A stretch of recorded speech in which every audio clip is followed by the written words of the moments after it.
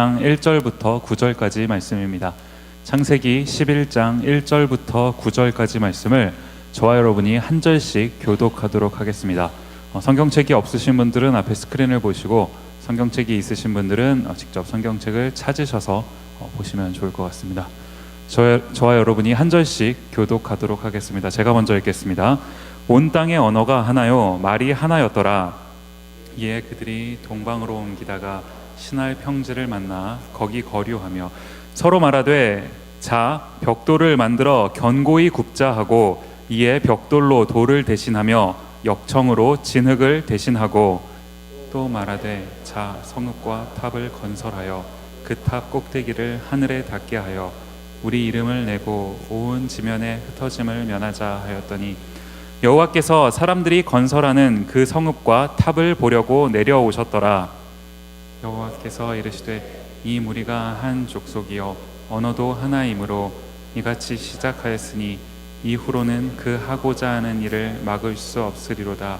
자, 우리가 내려가서 거기서 그들의 언어를 혼잡하게 하여 그들이 서로 알아듣지 못하게 하자 하시고, 그들을 온 지면에 흩으셨으므로 그들이 그 도시를 건설하기를 그쳤더라. 함께 읽겠습니다. 그러므로 그 이름을 바벨이라 하니, 이는 여호와께서 거기서 온 땅의 언어를 혼잡하게 하셨음이니라. 여호와께서 거기서 그들을 온 지면에 흩으셨더라. 아멘. 디모데 예배 오신 여러분들을 주님의 이름으로 환영하고 또 축복합니다. 우리 앞뒤 좌우에 계신 분들하고 이렇게 한번 인사했으면 좋겠습니다. 실천하는 크리스찬이 됩시다.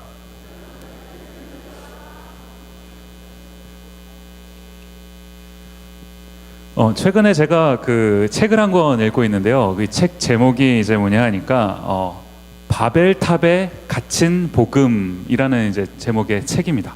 제가 작년 그 한국에 잠시 방문했을 때 이제 그 한국에 가서 사왔던 그 책 중에 하나인데, 제가 이제 이거 사와가지고는 그 책장에다가 쭉 계속 보관을 하고 있었어요. 이제 시간이 마땅치 않아서 이제 보관을 하고 있다가 이제 최근에 이제 그것을 꺼내서 읽기를 이제 시작을 한 겁니다. 이제 벌써 이 책 제목부터가 바벨탑에 갇힌 복음, 뭘 말하고 싶은지 딱 느낌이 오는 거 아닙니까? 이제 그렇게 하면서 이제 이 책 그 편집한 분이겠죠, 아마. 이 책 제목, 그 겉표지 제목 밑에다가 이제 그 존 파이퍼 목사님, 이제 왠지 우리하고는 좀 이렇게 가까운 그 목사님 아닙니까? 이 미네아폴리스에 저쪽 가다 보면 있는 그 교회에서 이제 목회를 하셨던 이 그 존 파이퍼 목사님이 하신 그 말씀을 그 책 제목 그 표지에다가 이제 써붙여 놓은 거예요. 이제 거기 뭐라고 써 있냐고 봤더니 이렇게 써 있습니다. 나는 번영 신학을 증오한다. 부와 건강의 복음은 복음이 아니다. 그것은 복음이라 불리지만 실상은 쓰레기다. 존 파이퍼. 무섭죠?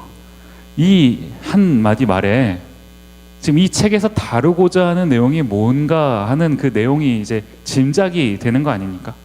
이제 그렇게 하면서 이 책의 저자가 이제 그간 자기가 이제 연구해온 그 내용들을 쭉 하나씩 이제 써 내려가는데요. 이제 우리가 일반적으로 신앙생활을 하면서 잘못된 신앙생활을 하고 있는 것들이 무엇이 있는지 이 저자가 쭉 그 책을 통해서 이제 전개해 나가는 겁니다. 자기의 이야기들을. 제가 책을 가만히 읽고 있는데 이제 무슨 생각이 드냐 하니까, 그래도 명색이 목사인데 제가 의도적으로 이 복음을 바벨탑이라고 하는 것에 막 가두려고 애를 쓰는 일, 최소한 일부러 그러진 않았을 거예요. 제가 그래도 목사인데, 그죠? 일부러 그런 일을 하지는 않았을 것 같습니다. 여러분도 그렇지 않습니까? 우리가 최소한 일부러 그러지는 않을 것 같아요. 근데 제가 책을 쭉 읽다가 이제 무슨 생각이 드냐 하니까, 혹시나 내가 생각지도 않는 순간에 내 안에서 나만의 바벨탑이 쌓여져 가고 있는 것은 아닌지, 내가 믿는 복음이, 우리가 아까 전에 성경을 읽었죠. 내가 읽고 믿는 복음이 내 속에 있는 그 나만의 바벨탑, 이라는 것에 점차 가려져 가고 있는 것은 아닌지, 가장 심각한 문제는 뭐냐면 이와 같은 일들이 진행되고 있는데 내가 전혀 눈치채지 못하고 있는 건 아닌지 문득 두려운 거 아닙니까? 저는 오늘 이와 같은 이제 관점으로 오늘 본문 말씀을 살펴보기를 원하는데요. 이제 오늘 본문에 등장하는 그 말씀이 아까 이제 소개해드린 그 바벨탑에 갇힌 복음이라는 책에 등장한 그 탑이요, 바벨탑. 이 유명한 바벨탑 이야기가 이제 등장하는 그 본문 아닙니까? 이제 이 본문 말씀을 여러분과 같이 오늘 살펴볼 때 하나님께서 여러분 각자에게 주시는 말씀이 뭔지 한번 생각해 보시는 그런 시간이 되시기를 바랍니다. 이제 오늘 창세기 11장 이제 첫 9절 말씀을 보니까 이제 이렇게 시작을 합니다. 1절 말씀에 온 땅의 언어가 하나요, 말이 하나였더라. 이게 얼마나 아름다운 장면입니까? 그죠? 온 땅의 언어가 하나고 말이 하나였더라. 내가 어디를 가도 누구와도 맘 편히 소통을 할 수 있는 그 장면, 딱 이거 아닙니까? 저희 집에 그 큰아들이 하나 있는데 이제 미국 나이로 거의 4살이 돼가요. 그래서 이제 프리스쿨이라는 곳을 다니고 있는데 이번에는 이제 프리스쿨을 그 집 앞에 있는 다른 데로 좀 옮겼습니다. 그런데 이제 이 전에 다니던 그 프리스쿨에서 유치원이죠. 갈 때 이제 그 이한이 저희 첫째 아들과 이제 같은 반에서 그 공부는 아니고 그냥 뭐라고 해요? 노는? 같은 반에 있는 친구가 있었어요. 이제 근데 그 친구 중에 한 명의 이름이 앤디라는 친구가 있었습니다. 근데 제가 어느 날 이제 그 이한이의 학교 생활이 궁금하잖아요. 그래서 이한이한테 질문을 한 겁니다. 이한아, 앤디하고는 잘 놀고 있어? 그랬더니 제 아들이 저를 딱 보면서 하는 말이 뭐냐 하니까 아빠, 앤디가 아니야 그러는 거예요. 그래서 제가 깜짝 놀라서 앤디인데 왜 앤디가 아니냐고. 그럼 앤디가 아니면 뭔데? 그랬더니 아빠, 앤디가 아니고 애안디야. 선생님이 애안디라고 그랬어.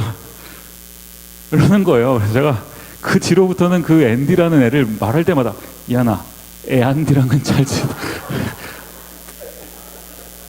제가 이 일을 겪고 나서부터 점점 무서워지기 시작하는 거예요. 이게 애가 이제 점차 영어가 더 익숙해질 때 집에서 막 이래요. 아빠 이제 치울 시간이 안 그러고 아빠 이제 클린업 할 시간. 막 무서워지기 시작한. 아빠 같이 플레이 할까? 막 무서워져요. 근데 언젠가 이 아들과 제가 이제 소통을 못하는 날이 오면 어떡하나 두려운 거 아닙니까? 근데 제가 오늘 성경을 보니까 이 처음에는 이런 문제가 없었다는 거예요. 온 땅의 언어가 하나, 모두가 다 한 가지 언어를 사용했기 때문에 못 알아듣는 사람이 아무도 없는, 모두가 모두의 말을 이해하는 이런 세상이었다는 겁니다. 지금 여기 1절까지는 이제 그냥 그때의 이러한 상황을 그냥 이렇게 평범하게 기술하고 있는 겁니다. 그런데 이제 이 1절이 끝나고 2절로 넘어가면서 한 가지 이슈가 생기는 겁니다. 2절 말씀 보시면 이에 그들이 동방으로 옮기다가 시날 평지를 만나 거기 거류하며. 제가 이제 그 설교를 준비하다가 이 2절 말씀을 이제 여러 번 반복해서 묵상을 하고 있는데 이제 두 가지 동사가 이 2절 안에서 서로 대조를 이루고 있는 거 아닙니까? 첫 번째는 뭡니까? 중간에 보시면 옮기다가, 그 다음 뭐예요? 맨 마지막에 보시면 거류하며. 이제 거류했다라는 말은 뭐 요즘에 우리는 잘 안 쓰는 말이죠. 그냥 한 곳에 어디 정착해서 머물러 살았다, 뭐 이제 이런 뜻을 가진 그런 말 아닙니까? 이 옮기다가라는 말과 거류하며라는 말은 분명히 이제 반대가 되는 의미를 가진 단어들이라는 거예요. 성경이 왜 이 2절 말씀을 통해 이 두 단어를 대조적으로 말하고 있는지 이제 그 의미를 한번 살펴봐야 되는 거 아닙니까? 그래서 제가 이제 곰곰이 이 부분을 묵상을 하고 있는데 지금 이 본문에서 왜 옮긴다는 말을 사용할까? 이게 무슨 뜻입니까? 제가 이 부분을 보고 있는데 문득 떠오르는 구절이 있는 거 아닙니까? 우리 같이 살펴봤던, 옛날에 같이 살펴봤던 구절이죠. 창세기 1장 28절 말씀. 하나님이 그들에게 복을 주시며 하나님이 그들에게 이르시되 생육하고 번성하여 땅에 충만하라. 땅을 정복하라. 바다의 물고기와 하늘의 새와 땅에 움직이는 모든 생물을 다스리라 하시니라. 중간에 보시면 땅에 충만하라. 그래서 이게 하나님의 명령이었다는 거예요. 하나님이 인간을 지으시고 인간에게 주셨던 그 명령이라는 거죠. 지금 창세기 1장 아닙니까? 타락 이전이에요. 하나님이 인간에게 주신 가장 첫 번째 명령이 땅에 충만하라. 그런데 우리가 몇 주 전에 살펴봤던 것처럼 이 이후에 이제 인간의 타락 사건이 발생을 하죠. 그렇게 하고는 그 타락이 쭉 전개가 되다가 하나님이 참으실 수 없어서, 그죠? 이제 홍수라는 것으로 인간을 심판하십니다. 그런데 그 홍수 심판이 끝난 직후에 하나님께서 그 살려두셨던 노아라는 사람에게 하셨던 말씀을 한번 또 봅시다. 창세기 9장 1절 말씀이에요. 하나님이 노아와 그 아들들에게 복을 주시며 그들에게 이르시되 생육하고 번성하여 땅에 충만하라. 여기서도 보면 맨 마지막에 땅에 충만하라. 타락 이전에도 타락한 이후에도 하나님께서 인간에게 주셨던 동일한 명령, 동일한 말씀 뭡니까? 땅에 충만하라는 겁니다. 이제 그 당시에는 하나님께서 이제 만들어 놓으신 그 인류가 하나님께서 그 창조하신 세상 속으로 이제 쭉 뻗어져 나가서 살아야 되는 이제 그런 상황 아니었습니까? 그렇게 하고는 하나님의 이런 명령이 이제 점차 실현이 되어 갑니다. 창세기 9장 19절 말씀 보시면 노아의 이 세 아들로부터 홍수 심판이 끝난 다음이죠. 노아의 이 세 아들로부터 사람들이 온 땅에 퍼지니라. 그렇게 하고 나서 이제 10장 말씀에 보면 이 노아의 세 아들로부터 사람들이 어떻게 퍼져나가게 되는지 그 족보를 통한 스토리들이 쭉 소개가 되고 있는 거 아닙니까? 그 뒤에 등장하는 11장 2절 말씀입니다. 이런 흐름 속에서 봤을 때 그들이 동방으로 옮겨갔다라는 말이 무슨 말이겠습니까? 하나님이 말씀하신 그 말씀, 땅에 충만하라, 그 말씀대로 그 자손, 노아의 자손들이 흩어졌던 그 내용들, 그 모습 아닙니까? 그런데 문제는 뭡니까? 11장 2절 말씀 보시면 이게 그들이 동방으로 옮기다가 시날 평지를 만나 거기 거류하며, 끝에 보니까 거류했다라고 하죠. 그런데 성경이 지금 이 부분을 지적하고 있는 거 아닙니까? 거기 거류하며 라고 했는데 거기가 어디입니까? 중간에 보시니까 시날 평지를 만나. 제가 설교를 준비하고 있는데요, 이 특별할 것도 없는 이 한 평범한 문장이요, 시날 평지를 만나. 이 말씀을 이렇게 읽고 있는데 읽을수록 마음이 이렇게 아픈 겁니다. 우리가 인생을 살다가 보면은 그 인생의 굴곡이 있는 거 아닙니까? 근데 이제 사람들의 이제 인생을, 이제 굴곡이 있는 인생을 살아갈 때 한결같이 원하는 게 뭐예요? 안정을 찾고 싶은 거 아닙니까? 그래서 학생들은 어떻게 하면 좋은 직장을 가질까? 직장을 가지면 어떻게 하면 조금 더 나은 포지션으로 갈 수 있을까? 결혼을 어떻게 하면 할 수 있을까? 뭐 자녀를 어떻게 하면 낳을 수 있을까? 그 자녀가 좀 또 다시 대학을 잘 갈 수 있을까? 끊임없는 이런 거 아닙니까? 근데 그런 인생길을 걸어가고 있는데 평지를 만났다. 그것도 내가 막 찾아서 만난 게 아니고요, 우연히 만난 거예요. 평지를 만났다 이렇게 되잖아요. 우연히 그 평지를 만난 겁니다. 이거 은혜 아닙니까?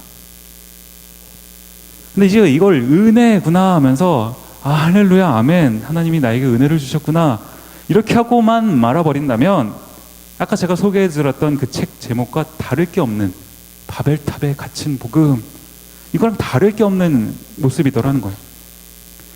내가 원하는 대로만 이루어지는 게 은혜입니까? 아니라는 거예요.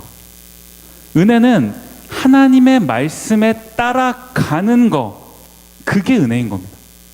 하나님은 땅에 충만하라고 말씀하셨습니다. 그런데 두 구절 아까 비교해서 보셨지만 그 땅의 상태가 어떤지는 말씀을 안 해주셨어요. 그냥 땅에 충만하라고만 하셨지. 가다가 보면 굴곡이 있을 수도 있는 거 아닙니까? 그럼 굴곡을 만나면 굴곡의 땅은 저주의 땅입니까? 아니요. 하나님은 오히려 땅을 정복하라고 말씀하셨습니다. 거기가 평지든지 굴곡이 있는 곳이든지 하나님이 말씀하셨고 그 말씀을 따라가는 곳이라면 그곳이 은혜의 자리라는 거예요. 그런데 오늘 창세기 11장에 등장하는 이 사람들이요, 하나님의 말씀대로, 글쎄요 이것을 완전히 알고 있었는지는 모르겠어요. 그런데 말씀대로 그렇게 움직여 가다가 우연히 평지를 만난 거 아닙니까? 그랬더니 어떻게 됐어요? 그 평지를 만나고 멈춰버립니다. 거기가 좋아 보이니까, 내 눈에 보기에 평지니까 거기서 살겠다고 한 겁니다. 그렇게 하면서 이제 이 사람들이 어떻게 살아갑니까? 그 모습을 성경이 뭐라고 기록하냐 하니까 3절 말씀 보시면 이렇게 기록합니다. 서로 말하되 자 벽돌을 만들어 견고히 굽자 하고 이에 벽돌로 돌을 대신하며 역청으로 진흙을 대신하고. 이제 지금 이게 무슨 장면입니까? 이제 사람들이 그 시날 평지라고 하는 곳에 정착을 해서 이제 자기네 그 성을 쌓아서 살 곳이죠. 성을 쌓아 만들어가는 그 장면 아닙니까? 근데 중간에 보니까요, 제일 첫 번째 마지막 좀에 보시면 견고히 굽자. 이게 지금 무슨 말입니까? 지금 최선을 다해서 자신들의 삶을 준비해 가자, 이 과정을 나타내는 표현 아닙니까?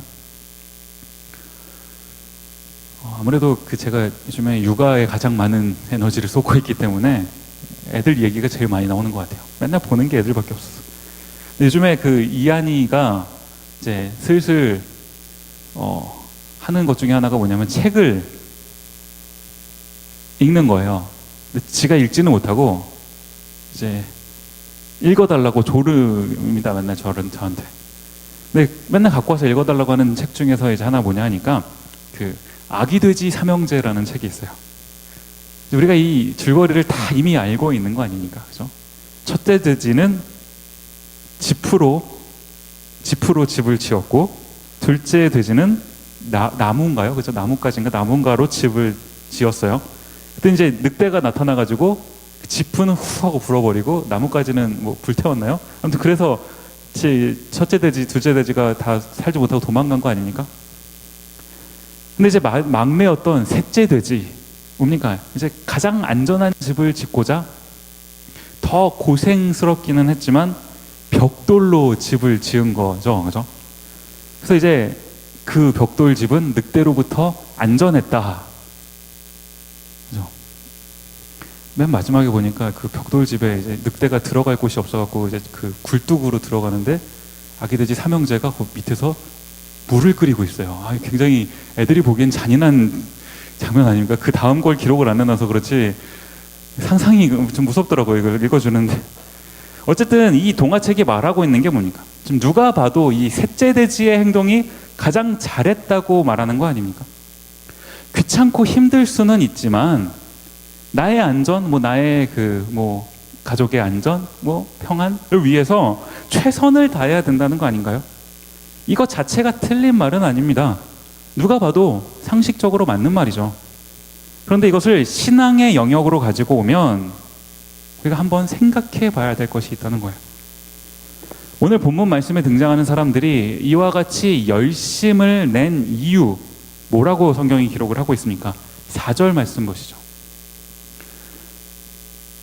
제가 읽겠습니다. 또 말하되 자 성읍과 탑을 건설하여 그 탑 꼭대기를 하늘에 닿게 하여 우리 이름을 내고 온 지면에 흩어짐을 면하자 하였더니, 지금 이 사람들이 자기네 성읍과 탑, 여기 나오는 이 탑이 그 유명한 바벨탑 아닙니까?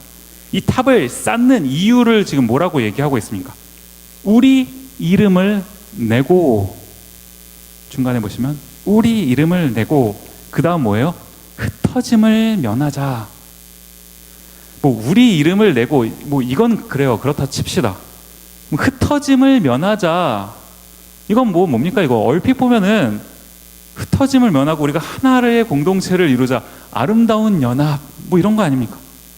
아니, 하나님이 아담 보실 때도 혼자 있는 게 좋지 아니하니 돕는 배필을 주셨다, 이렇게 하신 거 아니에요? 아름다운 공동체를 만들어가는 거 좋은 일 아닙니까?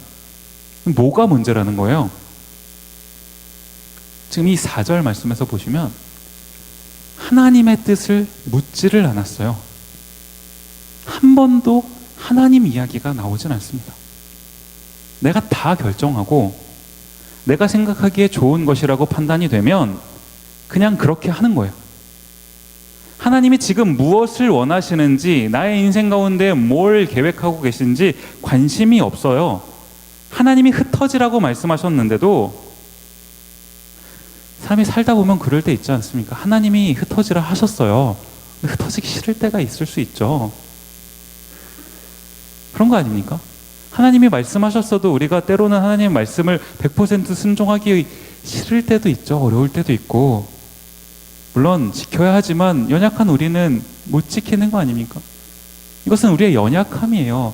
그것 자체를 가지고 뭐 죄다 어쩌다 말하기에는 그냥 우리의 연약함이 그런 겁니다. 그럼 그 문제를 가지고, 그 연약함을 가지고 하나님께 가야죠. 하나님께 질문을 해야 되는 거 아닙니까? 하나님 말씀은 이러한데 저는 사실 이런데 하나님 어떻게 하면 좋겠습니까? 하나님께 질문을 해야 되는 거죠. 여쭤봐야 되는 거 아닙니까? yes 혹은 no를 선택하기보다는 그에 앞서서 하나님의 뜻을 구하는, yes도 no도 아니라 하나님을 먼저 선택하는 그 모습이 우리한테 먼저 있어야 되는 거 아닙니까? 그럼 하나님이 자신에게 물으러 오는 그 사랑하는 딸 아들을 인도해 주시지 않겠습니까? 그런데 이 선택, 4절의 선택에서는 하나님이 없으셨다는 거예요. 그러는가 하면 이제 그렇게 하고 이 모임의 목적이 이제 뭐라고 기록을 하고 있습니까? 우리의 이름을 내고. 사람들이 지금 동방으로 옮겨가다가 신할 평지라는 곳을 만났어요. 이제 거기서 정착하고 살기를 원한 건데, 이제 정착해서 한 일이 뭐냐 하니까 성읍을 쌓고 탑을 만들고, 뭐 그 이유가 뭐라는 거예요? 우리의 이름을 내고. 어떻게 우리의 이름을 내겠다는 거예요? 탑 꼭대기를 하늘에 닿게 하여. 그럼 그 탑 꼭대기를 하늘에 닿게 하기 위해서 어떻게 하겠다는 겁니까? 견고히 굽자. 제가 이 장면을 가만히 상상을 해보고 있는데요. 지금 이 사람들이 노아의 후손들 아닙니까? 노아의 때와 비교가 되는 거예요. 노아의 때는 어땠습니까? 지금 노아는 방주 속에 타 있었어요. 어디서 정착할지를 몰랐습니다. 그냥 홍수 가운데 배 속에 타 있었던 거고, 배가 어디에 있는지도 알지를 못해요.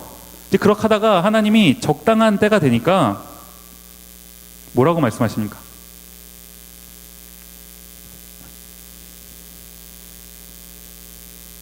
내리라고 하셨어요. 노아에게. 그래서 내린 거 아닙니까? 그렇게 하고 이 노아가 그 배에서 내리자마자 한 일이 뭡니까? 창세기 8장 18절부터 20절까지 말씀. 조금 긴데 제가 읽겠습니다. 여러분 눈으로 한번 읽어보십시오. 노아가 그 아들들과 그의 아내와 그 며느리들과 함께 나왔고, 그죠? 배에서 나온 걸 말합니다. 땅 위의 동물 곧 모든 짐승과 모든 기는 것과 모든 새도 그 종류대로 방주에서 나왔습니다. 그 다음 노아가 뭘 합니까? 노아가 여호와께 제단을 쌓고 모든 정결한 짐승과 모든 정결한 새 중에서 제물을 취하여 번제로 제단에 드렸더니. 노아는 지금 하나님이 내려라 라고 말씀하신 그곳에 내려서 하나님께 예배했습니다. 그런데 창세기 11장에 오늘 본문에 등장하는 사람들은 자기네들이 멈추고 싶은 곳에 멈췄고 자신들의 이름을 높인 거 아닙니까? 이 두 가지 삶의 자세요. 여기 분명한 차이가 있는 거 아닌가요? 이제 이런 인간들의 모습을 보시고 하나님이 이제 한 가지 행동을 하십니다. 그게 뭡니까? 창세기 11장 7절 말씀이요. 우리 한번 한 목소리로 한번 같이 읽어보도록 하겠습니다. 함께 읽겠습니다. 시작. 자, 우리가 내려가서 거기서 그들의 언어를 혼잡하게 하여 그들이 서로 알아듣지 못하게 하자 하시고. 하나님이 지금 뭘 하셨습니까? 그들의 언어를 혼잡하게 하셨다. 무슨 말입니까? 여기서부터 이제 각기 다른 언어가 생겨났다는 거예요. 그래서 이제 이 바벨탑을 쌓는 이 공사가 중단된 거 아닙니까? 그런데 제가 이 7절 말씀에서 주목해서 보고 싶은 한 구절이 있는 거예요. 그게 뭐냐 하니까 이 처음 부분이죠. 자, 우리가 내려가서. 저는 이 부분이요, 이 7장의 처음 부분이, 제가 이 부분을 이렇게 읽고 있는데 그 성경을 읽다 보면 가끔씩 그럴 때 있지 않습니까? 마음이 이렇게 찡한 느낌? 하나님이 그 인간의 죄악이 너무 심해서 홍수로 이 땅을 심판하시겠다고 말씀하셨을 때도 하나님은 이런 표현을 쓰지 않으셨어요. 하나님이 세상을 창조하셨을 때도, 심판하셨을 때도 하나님은 그냥 하나님 계시는 그곳에서 말씀만으로 그 일을 이루셨습니다. 그런데 오늘 이 11장이요, 지금 누가 봐도 이 인간들이 잘못하고 있는 거 아닙니까? 그런 인간들의 모습을 보시고 하나님은 누구보다도 정말 너무나 화가 나셨을 것 같은데, 오히려 하신 게 뭐예요? 그들 가운데 내려오셨다 하는 겁니다. 이게 지금 뭐 단순히 그냥 피지컬리 인간의 곁으로 오셨다, 뭐 이걸 말하는 겁니까? 이 짧은 한 구절 속에서 그 하나님의 마음을 우리가 엿볼 수 있는 거 아닌가요? 내가 다가갈 만한 존재, 내가 가야만 하는 존재. 인간, 비록 죄를 지었지만 그래도 내가 너희 사람, 너희 인간, 너희 곁에 내가 가겠다, 이거 아닙니까? 그리고 선택하신 방법이 뭐예요? 죄를 지은 인간에게 또 한 번 심판하신 게 아니라 곁에서 그들에게 또 한 번의 기회를 주셨죠. 이게 은혜 아닙니까? 내가 비록 죄의 자리에 있었지만 하나님께서 내 곁에 오셔서 한 번 더 기회를 주시는 것, 이게 은혜 아닌가요? 사람들의 입장에서는 하나님이 갑자기 인간의 언어를 혼잡하게 하셨으니 말이 안 통하니까 답답했겠죠. 그런데 그 결과 어떻게 됐습니까? 창세기 11장 8절과 9절 말씀 보시면, 여호와께서 거기서 그들을 온 지면에 흩으셨으므로 그들이 그 도시를 건설하기를 그쳤더라. 그러므로 그 이름을 바벨이라 하니 이는 여호와께서 거기서 온 땅의 언어를 혼잡하게 하셨음이니라. 여호와께서 거기서 그들을 온 지면에 흩으셨더라. 이 8절과 9절에 반복해서 나오는 표현이요, 8절에도 나오고 9절에도 나오는 표현 뭡니까? 그들을 온 지면에 흩으셨다. 더 이상은 죄를 짓지 않도록 죄의 자리에서 벗어나게끔 해주셨다, 이 말 아닙니까? 또 뭐예요? 하나님께서 원래 우리 인간에게 계획하셨던 그 하나님의 뜻, 뭡니까? 땅에 충만하라. 하나님이 그것을 계속해서 이어나가시는 그 장면이 여기 기록되어 있는 거 아닙니까? 이렇게 하고 창세기 11장까지의 스토리가 이제 끝이 납니다. 이제 12장으로 넘어가서는 뭡니까? 하나님께서 이 11장과 창세기 1장부터 11장까지를 통해서 그 넓은 역사요, 천지를 창조하시고 타락하고 심판하시고 뭐 바벨탑 사건까지, 이런 넓은 스토리를 쭉 보여주셨다면 12장부터는 하나님께서 구체적인 한 사람의 이야기에 집중하시는 거 아닙니까? 이제 우리가 잘 알고 있는 그 인물 아브람, 이 12장부터 등장하는 거 아닙니까? 그런데 제가 이 11장과 12장 이 사이의 전환점이요, 이 구절을 묵상을 하다가 한 가지를 발견하게 되는 게 뭐냐 하니까 창세기 12장 2절 말씀을 보시죠. 창세기 12장 2절 말씀입니다. 제가 읽어드리겠습니다. 창세기 12장 2절 말씀. 내가 너로 큰 민족을 이루고 내게 복을 주어 내 이름을 창대하게 하리니 너는 복이 될지라. 제가 읽을 말씀에 보니까 중간에 너의 이름을 창대하게 하리니, 하나님이 지금 아브라함을 선택하시면서 하신 말씀이죠. 근데 이 구절, 너의 이름을 창대하게 하리니, 어디서 본 내용 아닙니까? 아까 11장에서요, 신할 평지에 정착한 사람들이 뭐 했습니까? 우리의 이름을 내고, 인간 스스로가 자기의 이름을 내겠다고 했을 때는 실패했어요. 그런데 바로 그 다음 장에서 12장에서 하나님께서 똑같은 말씀을 하시는 거 아닙니까? 너의 이름을 창대하게 하리니, 지금 이 구절에서 이 12장 2절 너의 이름을 창대하게 하리니, 이 구절에서 가장 중요한 게 뭡니까? 이름이 창대하게 된다, 이게 중요한 겁니까? 이 12장 2절 말씀 가장 첫 번째 단어요. PPT가 준비가 아마 미스가 있었던 것 같아요. 그래서 보시면 더 좋겠는데, 이 12장 2절 말씀의 가장 첫 단어 뭡니까? 내가 너로 큰 민족을 이루고 내게 복을 주어 내 이름을 창대하게 하리니 너는 복이 될지라. 가장 시작이 뭐라고요? 내가. 우리가 신앙생활을 하다가 보면요, 한국에서도 몇 번 이제 이런 이슈들이 논란이 됐던, 논란까지는 논쟁이 됐던 적이 있는 것 같습니다. 어떤 분들은 이제 그 신앙생활을 할 때 고지론이 맞다 이렇게 말씀하시는 분이 계세요. 또 어떤 분들은 미답지론이 맞다 이렇게 말씀하시는 분도 계십니다. 뭐 고지론은 뭐고 미답지론은 뭡니까? 이게 이제 무슨 말이냐 하니까, 그 고지론이라는 게 뭐냐면, 기왕이면 보다 높은 자리, 보다 한가운데로 가서 거기서 있게 되면 더 큰 영향력을 끼칠 수 있게 된다, 뭐 이런 말입니다. 그러니까 우리가 신앙생활을 할 때도 이제 기왕이면 보다 높은 곳, 보다 더 한가운데로 가서 더 영향력을 끼칠 수 있는 사람이 되자, 그렇게 노력을 하자, 뭐 이런 이제 주장을 하시는 그런 주장이에요. 이제 그러는가 하면 이 미답지론이라는 게 뭐냐 하니까, 이제 이걸 다른 말로는 뭐 저지론 이렇게 하기도 하는데, 이제 우리는 우리를 가장 필요로 하는 자리로 가야 되는데, 우리를 필요로 하는 자리는 고지나 중앙이 아니고 낮은 자리나 변두리라는 겁니다.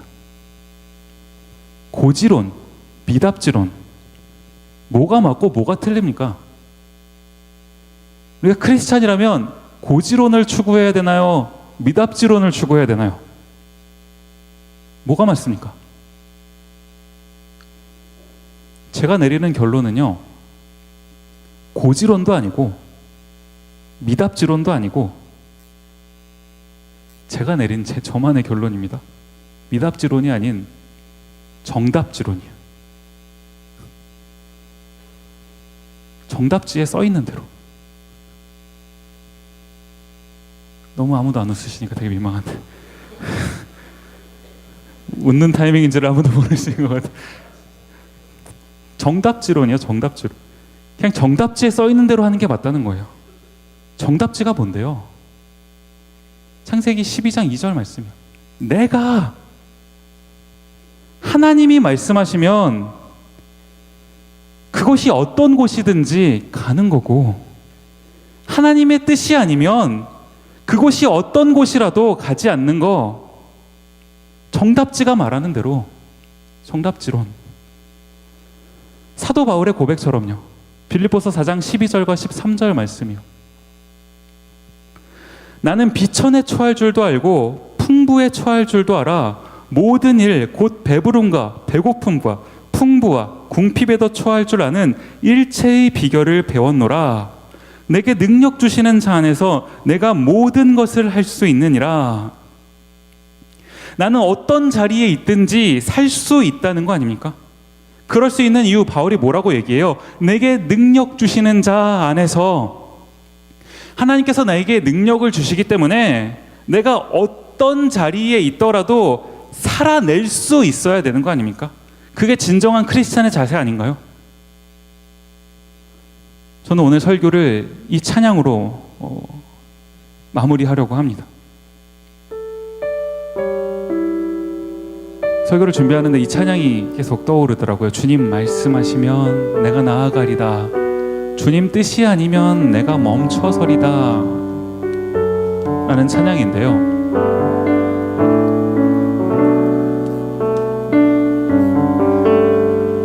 우리가 하루하루를 살면서 잊고 사는 게 뭡니까? 나의 인생에 주님의 말씀이 먼저인지 아니면 나의 생각이 먼저인지, 지금 내가 뭘 더 우선순위로 두고 있는지 이것을 고민하는 것조차 잊은 거 아닙니까? 이 찬양의 가사처럼요, 오 주님 나를 이끄소서, 오 주님 나를 이끄소서, 이게 우리의 고백이 되어야 되는 거 아닙니까? 우리는 매번 연약해서 넘어집니다. 하나님이 만들어 놓으셨는데 선악과를 따먹고 범죄한 게 인간이고요. 하나님이 세상을 홍수로 심판하셔서 한 번 더 기회를 주시는 것 같았는데 바로 이어서 범죄를 하는 게 인간이고,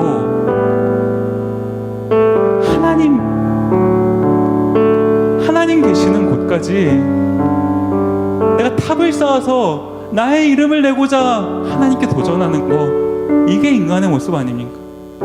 이렇게 하고 끝납니까? 성경 66권을 찬찬히 우리 읽어봅시다. 인간의 모든 역사의 흐름이 다 이런 거 아닙니까? 성경을 볼 필요 있나요? 우리 삶을 보십시오. 우리가 하나님이 그렇게 은혜를 주시고 기회를 주셨는데 하나님의 말씀대로 살아갑니까? 나의 뜻이 우선인지 하나님의 뜻이 우선인지 고민은 하고 삽니까? 우리는 넘어져요. 어제도 넘어졌고 오늘도 넘어졌고, 오늘 이렇게 결단하고 돌아가지만 내일 또 넘어지는 게 우리입니다. 우리는 이렇게 연약해요. 근데 우리 하나님은 그럼에도 불구하고 우리를 버리시지 않으셨어요. 친히 내려오셔서 그 연약한 인간을 도우시고,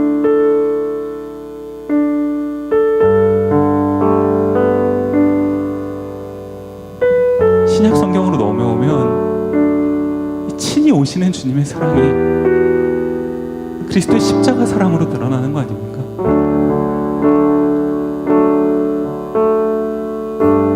이게 하나님의 은혜 아닌가요? 내가 너희를 인도할게. 너희는 나를 따라오렴. 내가 너희를 인도할게. 우리는 어떻게 해야 됩니까? 주님 말씀하시면 내가 가겠습니다. 주님 뜻이 아니면 멈춰 서겠습니다. 내가 가는 것, 멈춰 서는 것, 나의 뜻이 아니라 주의 뜻이니 주님 나를 이끌어 주소서. 이게 우리의 고백이어야 되는 거 아닙니까? 우리 이 찬양 함께 부를 때 우리가 마음을 다해서 하나님께 이 고백을 담아 드렸으면 좋겠어요. 주님 말씀하시면 내가 나아가리다. 주님 말씀하시면 내가 나아가리다. 주님 뜻이 아니면 내가 멈춰서리다. 나의 가고 서는 것 주님 뜻에 있으니 오 주님 나를 이끄소서. 처음부터 한 번 더 고백합니다. 주님 말씀하시면 내가 나아가리다. 주님 뜻이 아니면 내가 멈춰서리다. 나의 가고 서는 것 주님 뜻에 있으니 오 주님 나를 이끄소서. 우리 고백이요. 뜻하신 그곳에 나 있기 원합니다. 이끄시는 대로 순종하며 살리니 연약한 내 영혼 통하여 일하소서. 주님 나라와 그 뜻을 위하여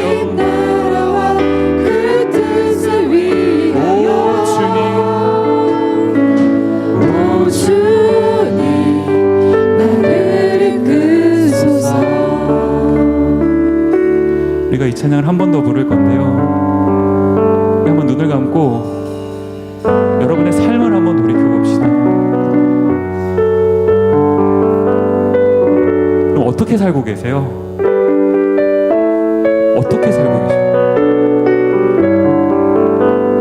내가 하나님을 주님으로 고백하면서도 나의 삶의 현장에서는 그분이 여전히 주님이십니까?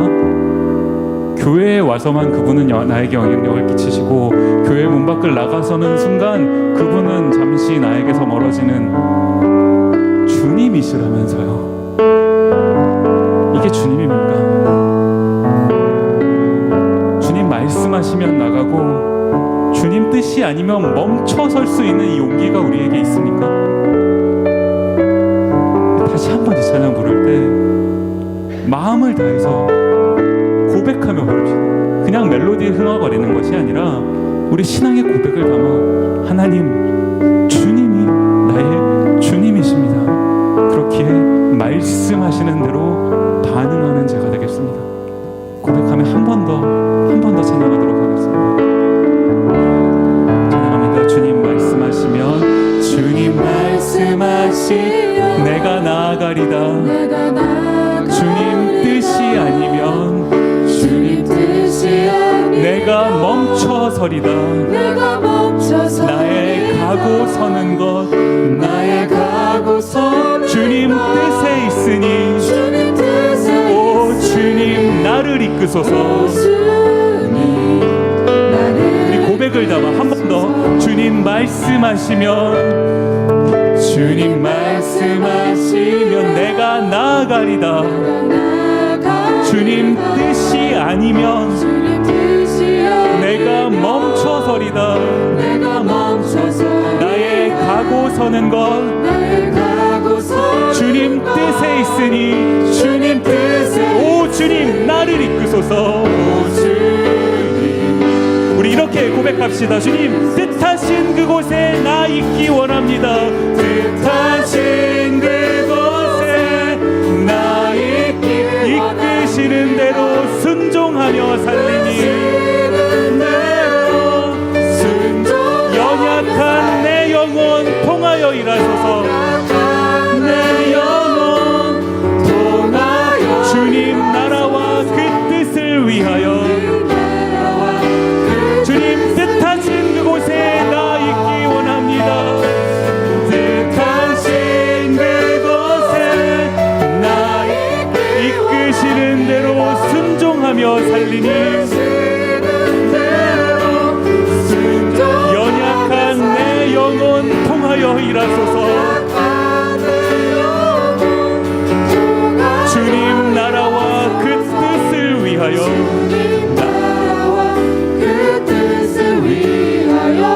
오 주님 나를 이끄소서. 한 번 더. 오 주님 나를 이끄소서.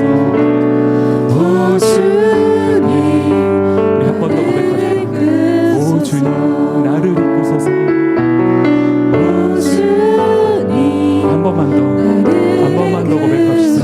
오 주님 나를 이끄소서.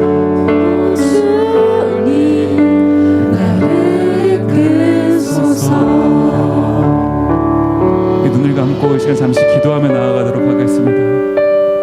우리 삶을 한번 돌이켜봅시다. 하나님, 내가 크리스찬이라고 살아가는데